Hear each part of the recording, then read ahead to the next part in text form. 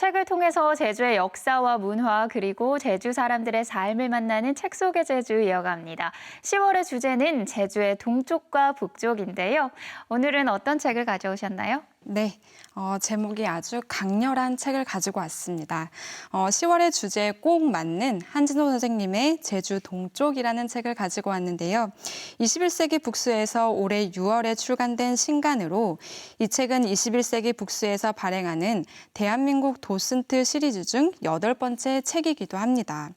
대한민국 도슨트는 한국의 땅과 사람에 대한 이야기를 부제를 달고 있는데요.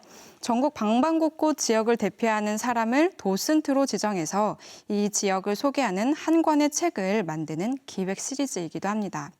도슨트는 그 미술관이나 박물관에서 전시작품을 설명해주는 전문 안내인을 말하잖아요. 이 책도 지역을 아주 잘 아는 지역민의 시선에서 오랜 문화유산이나 빼어난 자연환경, 그리고 새로운 문화와 장소를 설명해주는 안내서라고 생각하시면 되겠습니다. 네, 지역을 대표하는 지역민이 저자라고 하셨는데 한진호 작가는 어떤 분인가요? 네, 그 제주의 신화를 이야기할 때 빼놓을 수 없는 분이기도 합니다. 한진호 선생님은 제주의 전통 신화와 구술 콘텐츠로 활동하는 문화예술인이기도 한데요. 선생이 20대 후반에 제주에 구세 매료됐다고 하는데요. 그때부터 신병에 걸린 사람처럼 도내 구판을 다니면서 제주 굿을 배웠다고 합니다. 무당은 아니지만 굿을 배웠고 또 그 원리와 배경이 궁금해서 30대 후반에 대학원에 진학을 해서 민속학을 전공하기까지 했다는데요. 열정이 참 대단하죠. 네. 네, 선생은 이 굿을 직접 사사하고 연구를 병행하면서 문학과 연극, 음악, 미디어 아트 등 전방위적 예술 작업을 이어오고 있는 분이기도 합니다. 쓴 책으로는 모든 것의 처음 신화, 사라진 것들의 미래 등이 있고요. 경험하고 연구해온 것을 바탕으로 쓴 이 제주 동쪽이라는 책은 제주의 아픈 역사와 뜨거운 신화 이야기를 같이 담고 있는 소중한 책이기도 합니다. 네, 제주의 신화와 굿을 연구하는 분이 제주 동쪽의 이야기를 어떻게 풀어내고 있을지 궁금한데요. 그런데 제주 동쪽이라면 어디서부터 어디까지를 말하나요? 네, 한진호 선생의 말로는 그 제주 사람들은 한라산을 중심으로 해서 제주의 동서남북이 나뉜다고 하는데요. 제주시 쪽의 동서 경계는 조천읍, 신촌리 대섬이고 서귀포시 쪽의 경계는 도순동의 하천, 그 도순천이라고 하는데요. 책에서는 제주시 조천읍, 조천포구에서부터 시작해서 함덕, 구좌, 성산, 표선을 지나서 남원읍의 큰엉해안 경승지까지 설명을 하고 있습니다.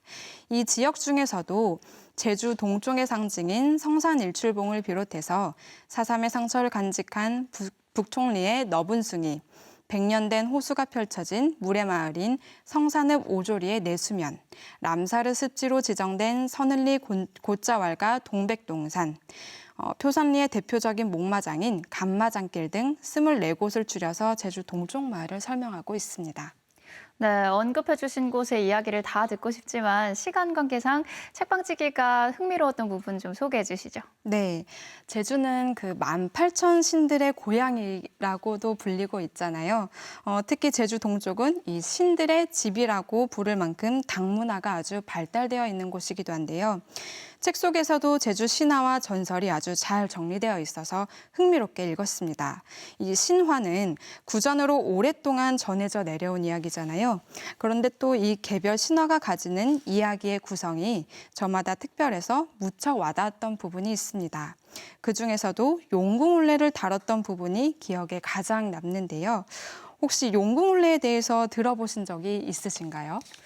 글쎄, 올레라고 하면 제주의 전통 골목길이나 또 요즘에는 도보 여행 코스 정도로 알고 있는데 그럼 바다에 올레길이 있었다는 건가요? 네, 저도 이 올레라고 하니까 바다로 들어가는 길이 어딘가에 있구나라고 네. 생각을 하면서 책을 읽었는데요. 용궁올레는 그 성산읍의 동쪽 끝에 있는 신천리에 있다고 합니다. 이 저자인 한진호 선생은 때때로 마음과 몸에 든 그 번민과 피로가 스트레스로 울컥 치밀어 오를 때면 이 제주 동력 바다로 향한다고 하는데요. 바다가 심신 안정제의 역할을 한다고 합니다. 특히 선생이 동쪽뿐만 아니라 제주를 통틀어서 최고의 비경으로 뽑는 곳이 있는데요. 바로 그 신천리 바다에 있는 신천 목장과 용궁올레입니다. 이 신천리 바다는 칼선다리, 용머리, 창곰돌이라고 불리는 기암괴석들이 많은데요. 특히 용머리 부근 앞바다는 물살이 아주 거세고 수심도 깊어서 해녀들이 물질을 피하는 곳이기도 합니다. 전해 내려오기에는 이곳이 남해용궁으로 들어가는 길목이라서 물질 자체를 금기시했던 곳이라고도 합니다. 네, 신화나 전설 이야기 들을 때면 선조들의 상상력에 감탄하게 되는데요. 신천리 용머리 부근 바다에 남해를 관장하는 용궁으로 가는 올레가 있다고 하니까 참 흥미진진합니다. 네, 이 책에는 그 용궁올레 사진도 같이 수록이 되어 있는데요. 자연적으로 형성된 이 돌들이 마치 물속으로 길을 안내하듯이 되어 있더라고요. 신천리 해녀들 사이에서는 이 용궁올레와 관해서 내려오는 이야기가 있는데요. 옛날에 그 상궁 해녀인 송 씨가 그 아주 뛰어난 물질 솜씨만 믿고 혼자서 이 용머리 앞바다에 뛰어들었다고 합니다. 네. 그러다가 사단이 났는데 알 수 없는 광채가 송 씨 몸을 감싸자 정신을 잃었다가 차려보니까 바닷속이 아닌 육지와 다를 바 없는 곳에서 눈을 떴다고 합니다. 그곳이 바로 남해용궁의 입구였는데요. 용궁의 선녀가 송 씨가 이곳에 온 걸 용왕이 알면 죽음을 면치 못한다고 하면서 송 씨가 무트로 갈 수 있게 길을 일러줬습니다. 이때 절대 뒤를 돌아봐서는 안 된다고 당부를 했는데요. 송 씨가 이 당부를 어기고 뒤를 돌아보는 순간 다시금 남해용궁 앞으로 소환이 되었고 이번에는 아주 무시무시하게 생긴 용궁 수문장을 만나게 됐다고 합니다. 송 씨는 사정을 낱낱이 고하면서 살려달라고 간청을 했고 또 수문장은 송 씨에게 감복을 해서 풀어줬다고 하는 이야기가 전해져 내려옵니다. 네, 그렇군요. 그런데 이게 끝인가요? 뒷얘기는 더 없나요? 네, 이렇게 마무리가 되면 이야기가 좀 싱겁기도 하죠. 이야기는 그 칼선 다리와 창곰돌과 이제 연결이 돼 있는데요. 이 부분은 제가 책에 실린 내용을 발췌해서 읽어드리려고 합니다. 네. 그리하여 송 씨는 구사일생으로 살아나왔다. 무트로 돌아와 안도의 한숨을 내쉬는 순간 바다가 요동치며 어마어마한 소용돌이가 일더니 칼날 같은 바위 한 쌍이 하늘을 찌를 듯이 솟아올랐다. 그 너머로는 집채 같은 바위까지 붉어져 나왔다. 다시는 어떤 인간도 들어와서는 안 된다는 경고로 남해용왕이 칼날 끝이 하늘을 향하게 거꾸로 세워놓고 무사람들의 출입을 막은 것이다. 그것도 모자라 큰 구멍이 뚫린 파수대 같은 바위까지 세웠으니 이것이 칼선 다리와 창곰돌에 얽힌 이야기다. 네. 해녀 송씨에서부터 남해용궁과 창곰돌까지 한 편의 드라마를 보는 것 같은데요. 입 앞바다만큼은 들어가지 말라는 금기의 메시지가 담긴 이야기이네요.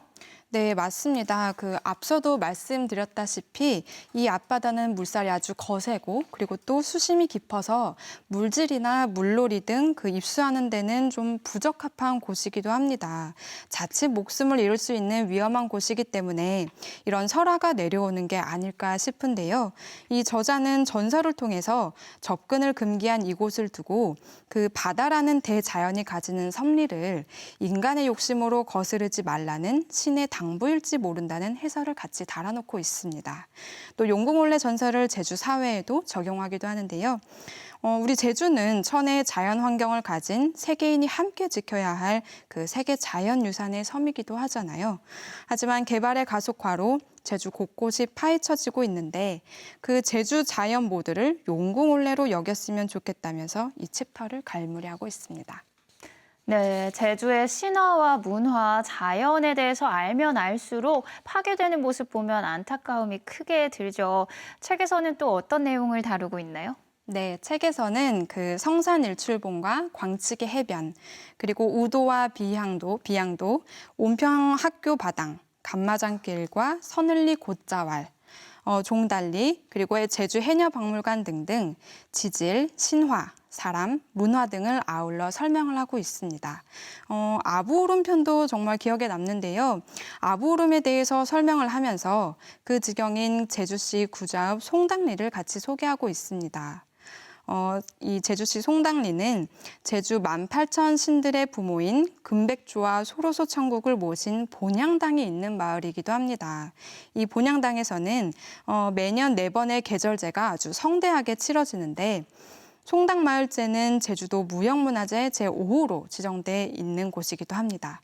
저자의 말로는 마을제 기간에 진행되는 굿을 보려면 최소 3일 전부터 쇠고기야 돼지고기를 먹으면 안 된다고 하는데요.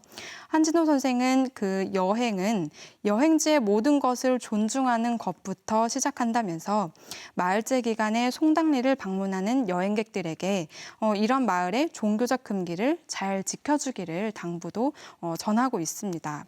제주의 어느 한 마을 소중하지 않은 곳이 없고 오래된 것일수록 아주 재밌는 이야기가 많이 실려져 있는데요. 코로나19로 인해서 여행이 어렵다면 이 책 한 권으로 제주 동쪽을 마음껏 누벼보시는 건 어떨까 싶습니다. 네, 제주 안내서가 많지만 그중 유독 특별한 안내서가 아닐까 싶네요. 이달의 주제가 제주의 동쪽과 북쪽인데 다음 주에는 그러면 북쪽으로 가보나요? 네, 맞습니다. 같은 그 시리즈물의 하나가 이제 제주 북쪽이라는 책이 또 있는데요. 현택훈 시인의 제주 북쪽을 다음 주에 소개해드리려고 합니다. 네, 다음 주도 참 기대가 됩니다. 오늘도 친절한 책 안내 고맙습니다. 감사합니다.